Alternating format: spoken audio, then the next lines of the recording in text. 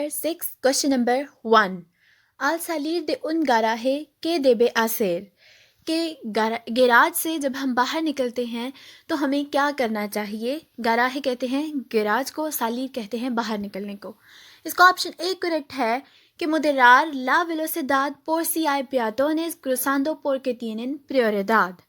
इसका मतलब है कि हमेशा मुनासिब रफ्तार पर हम चलेंगे क्योंकि सड़क पर मौजूद पैदल चलने वालों को गाड़ी चलाने वालों पर तरजीह या फोकियत हासिल है। क्वेश्चन नंबर 2 है para conducir de forma segura el conductor debe। महफूज तरीके से गाड़ी चलाने के लिए एक ड्राइवर को क्या करना चाहिए। इसका ऑप्शन सी हमारे पास करेक्ट है कि centrar toda su atención इन ला तारिया दे ला कंडक्सियोन, कि अपना सारा ध्यान एक ड्राइवर को गाड़ी चलाने पर रखना चाहिए ताकि सही तरीके से गाड़ी चलाई जाए। तारिया कहते हैं काम करना, तो काम करना जो गाड़ी वो चला रहा है उस पर उसका सारा फोकस होना चाहिए, सारा ध्यान होना चाहिए।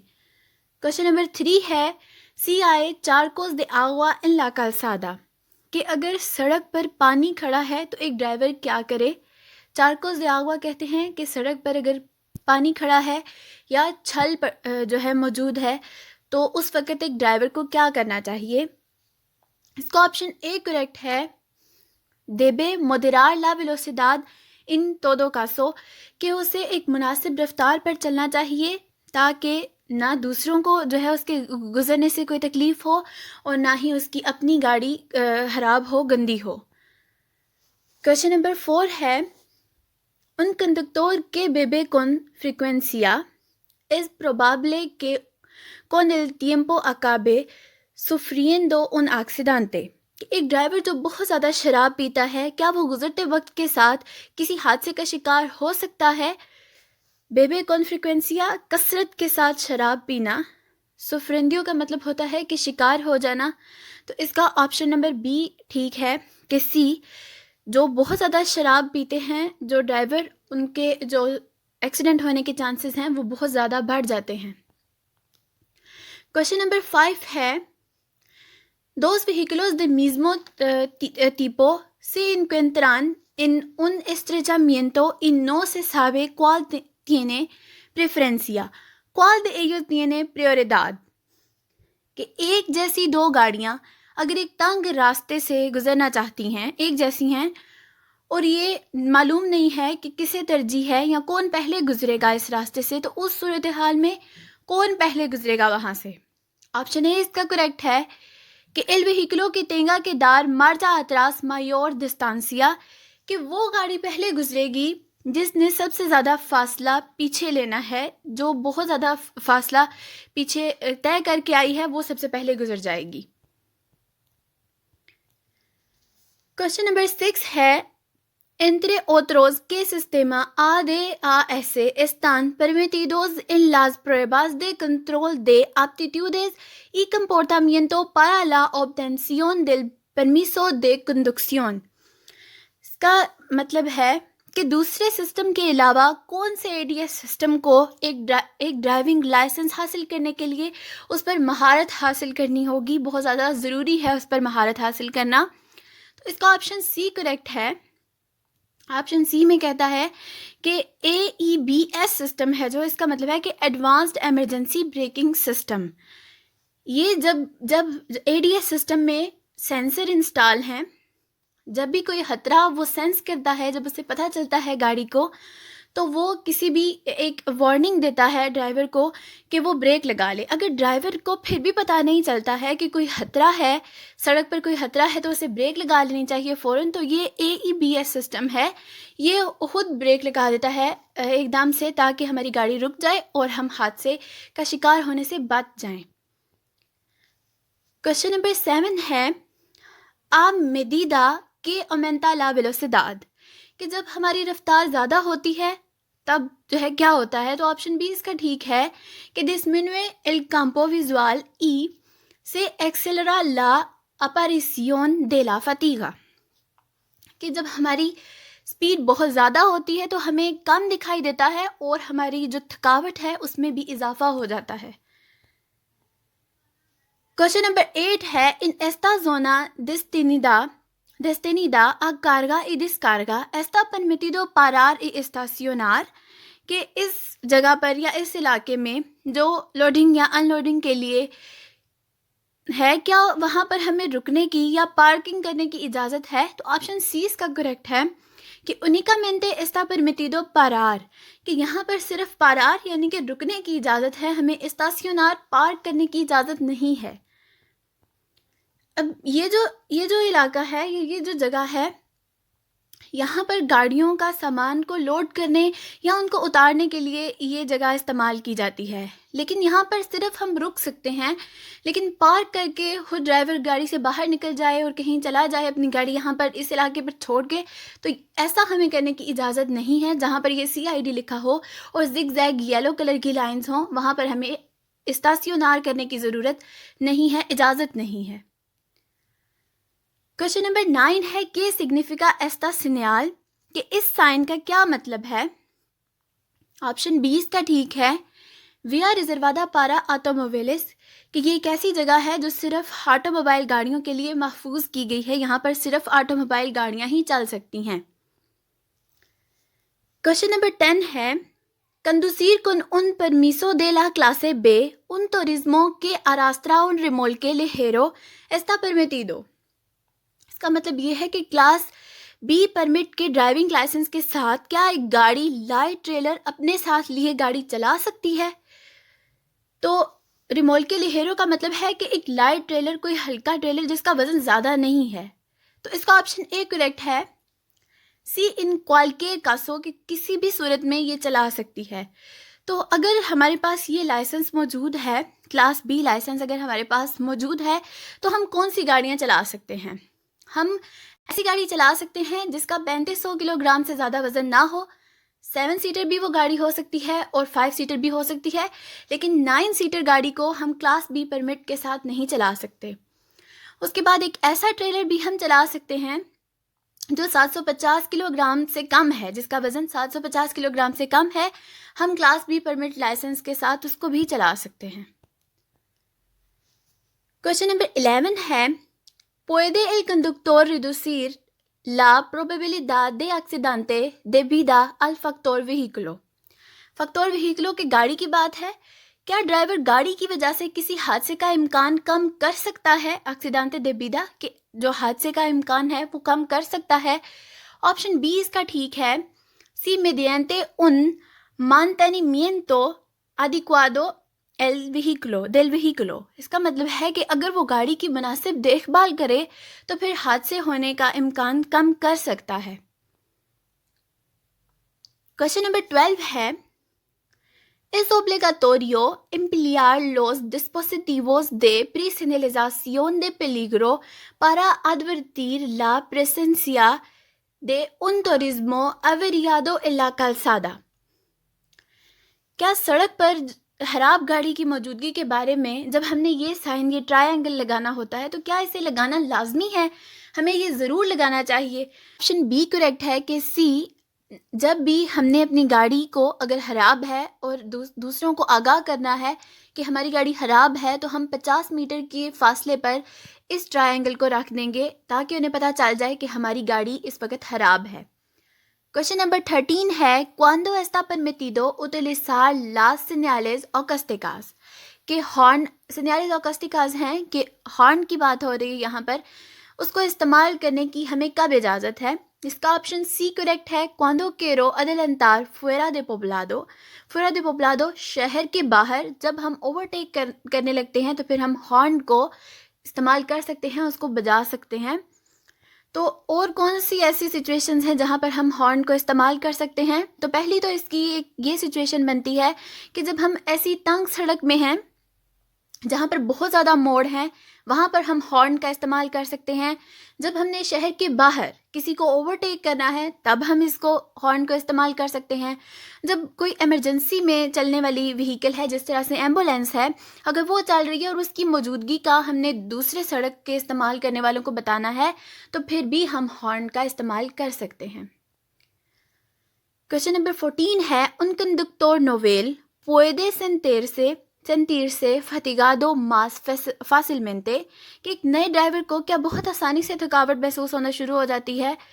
तो इसका ऑप्शन सी करेक्ट है कि सी por la falta de experiencia al volante, कि तजर्बे की कमी की वजह से आसानी से उसे थकावट महसूस हो सकती है। क्वेश्चन नंबर 15 है, circula por el carril izquierdo y se enciendo el asparoja, ¿qué debe hacer? कि लेफ्ट साइड पर अगर आप चल रहे हैं और आपने ये रेड साइन देखा है तो आप वहाँ पर क्या करेंगे। इसका ऑप्शन ए करेक्ट है, cambiar de carril rápidamente, कि बहुत जल्दी से हम अपनी कारेल को, अपनी लेन को चेंज कर लेंगे, क्योंकि रेड साइन का मतलब है कि हम यहाँ पर नहीं जा सकते, तो हम अपनी कारेल उसी वक्त जो है चेंज कर लेंगे। क्वेश्चन नंबर 16 है, in un paso a nivel ¿qué debe hacer si la barrera está subiendo? कि एक लेवल से अगर हम गुजर रहे हैं, एक लेवल क्रॉसिंग से हम गुजर रहे हैं और आगे देखते हैं कि इसके जो बैरियर हैं वो अभी ऊपर उठ रहे हैं, सुबियंदो का मतलब होता है कि ऊपर उठ रहे हैं या हरकत में हैं, तो वहाँ पर हमारा अमल क्या होगा, क्या करना चाहिए हमें। तो इसका ऑप्शन सी करेक्ट है, detenerse detrás de los demás vehículos hasta que la barrera suba totalmente y permita el paso, कि दूसरी गाड़ी के पीछे ही हम रुकेंगे जब तक कि वो बैरियर पूरी तरह से ऊपर उठ नहीं जाते और हमें गुजरने की इजाज़त नहीं मिल जाती, तब तक हम वहाँ पर रुके रहेंगे। क्वेश्चन नंबर 17 है, ¿Cómo debe inmovilizar los vehículos accidentados? कि जिस व्हीकल का, जिस गाड़ी का एक्सीडेंट हुआ है उसको हम किस तरह से रोकेंगे, किस तरह से हम उसको रोक सकते हैं। तो इसका ए ऑप्शन जो है करेक्ट है, con el freno de mano y cortando el contactado। इसका मतलब ये है कि हमने जो है हैंड ब्रेक से उसको हम रोक देंगे। क्वेश्चन नंबर 18 है इसका, además de la señalización luminosa correspondiente la marcha hacia atrás está permitido señalizarla con el brazo।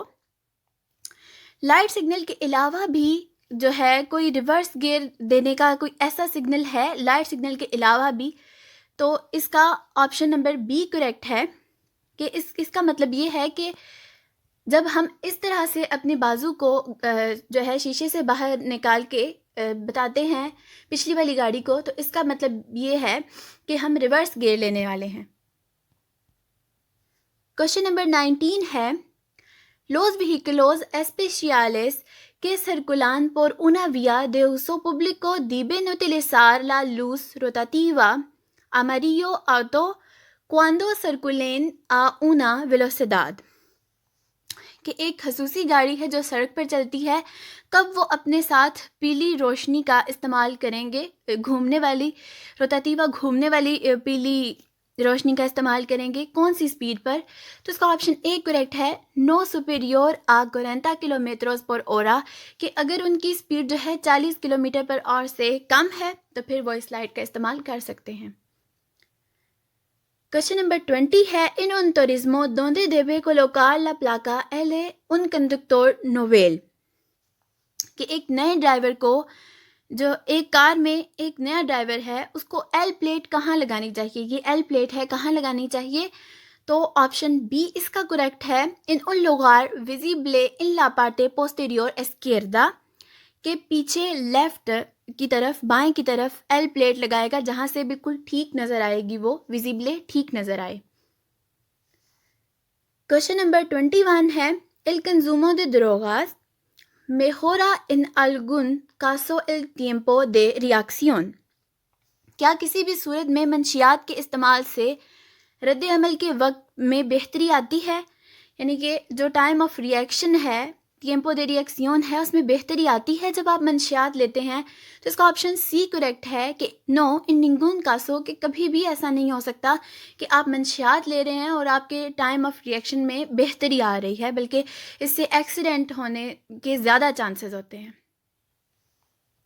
Question number 22 है, इन कासो दे atropello a peatones, ¿en qué tipo de vías se producen los accidentes más graves? पैदल चलने वालों के accident सबसे ज़्यादा कौन सी सड़कों पर होते हैं और सबसे ज़्यादा जो सीरियस एक्सीडेंट हैं वो कौन सी सड़कों पर होते हैं? ऑप्शन सी इसका करेक्ट है, इन कैरेटेरास कन्वेंशनales, कि कन्वेंशनल रोड वो होती हैं जो शहर के बाहर सड़क है जहाँ पर गाड़ियों को 90 किलोमीटर पर आवर की स्पीड से चलने की इजाज़त है। अगर वहाँ पर किसी भी पैदल चलने वाले का एक्सीडेंट हुआ है तो वो ज़्यादा ज़ख्मी हो सकता है। क्वेश्चन नंबर 23 है, en un paso estrecho y llano no hay señales de preferencia y no caben dos vehículos al mismo tiempo, ¿quién pasará primero? कि एक तंग रास्ते पर जहाँ दो गाड़ियाँ एक साथ नहीं गुजर सकती और वहाँ कोई भी ऐसा तरजीह वाला निशान भी नहीं है जहाँ पर हमें ये पता चले कि कौन पहले गुजरेगा, तो वहाँ पर कौन सी गाड़ी पहले गुजरेगी? तो इसका ऑप्शन ए करेक्ट है, एल व्हीकलो के ha entrado el primero, कि वो व्हीकल जो पहले वहाँ पर पहुँची है वो पहले गुजर जाएगी वहाँ से। क्वेश्चन नंबर 24 है, con carácter general está permitido estacionar una motocicleta en la acera, कि फुटपाथ पर आमतौर पर फुटपाथ पर एक मोटर बाइक को खड़ा करने की इजाज़त है। तो इसका ऑप्शन ए करेक्ट है, no porque está prohibido estacionar en la acera। असेरा होता है फुटपाथ, तो ये हमें इस बात की इजाज़त ही नहीं है कि हम फुटपाथ पे पार्क करें या खड़ा करें एक मोटर बाइक को। क्वेश्चन नंबर 25 है, en una vía interurbana de doble sentido de la circulación está permitido realizar una parada o estacionamiento en el lado izquierdo, कि दो तरफा सड़क पर क्या हम लेफ़्ट साइड पर रुक सकते हैं या वहाँ पर अपनी गाड़ी पार्क कर सकते हैं टू वे लेन में? तो ये बिल्कुल भी नहीं हो सकता। सी इसका ठीक है ऑप्शन, कि नो इन निंगुन कासो, कि ये हमें कभी किसी भी सूरत में टू वे लेन है और हम लेफ़्ट साइड पे होके रुकें या पार्क करें, इसकी हमें इजाज़त नहीं है।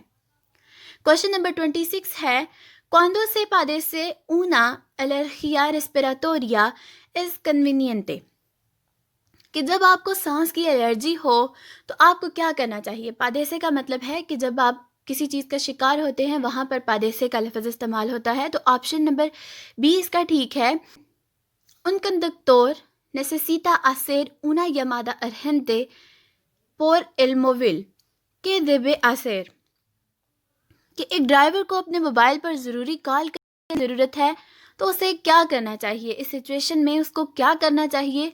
तो इसका ऑप्शन ए ठीक है, buscar un lugar seguro donde detener el vehículo para hacer la llamada, कि कोई ऐसी जगह पहले ढूंढे जहाँ पर वो आराम से खड़ा कर अपनी गाड़ी को कॉल कर सकती है। बुस्कार का मतलब होता है ढूंढे, hacer la llamada कॉल कर सकती है।